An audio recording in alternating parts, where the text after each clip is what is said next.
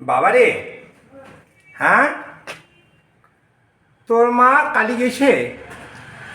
আচ্ছা আচ্ছা, তোর মা না মুই পেটে দিছুম বাবা। কেন পেটে দিছুম জানিস?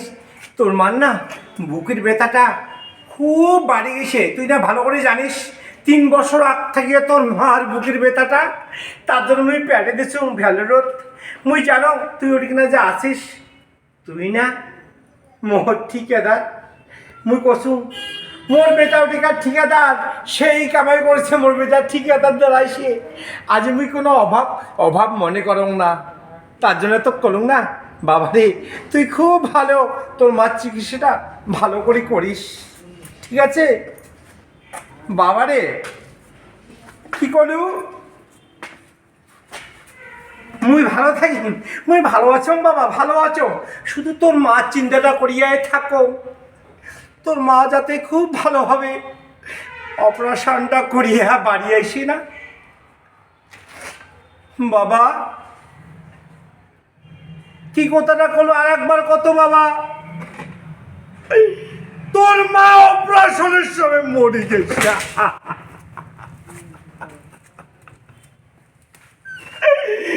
এই কথাটা শুনে রাখো, তোমার মতনটা বলবে কেন?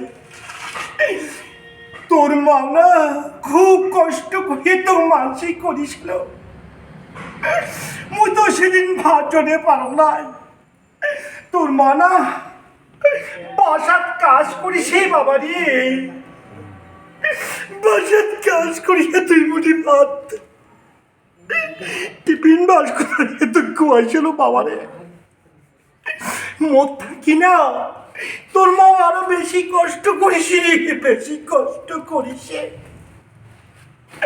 মুই তো শুধু তোর বাবা রে, তোর বাবা 10 মাস 10 দিন তোর মা তো গর্ভে ধারণ করিয়া প্রসব হবার সাথে কত কষ্ট পায়া তারপর তো মানুষ করি। সেই তোর মুখন মুই আঙুটি ভাত দিবার পারো নাই, তাও তোর বাবা মাও না, তোর মাও বসাত কাজ করিয়ে আঙুটি ভাত তো গানিয়ে দিছি বাবারে।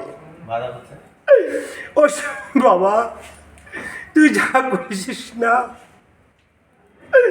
এলে কোথাও শুনিস না বাবারে।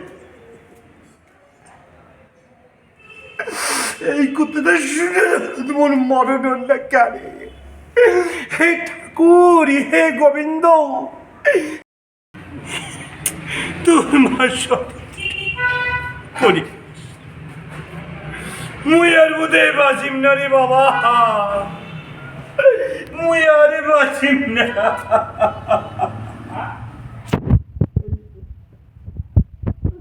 মুই আর হাতর ধরির পাশে না রে বাবা। এই কথাটা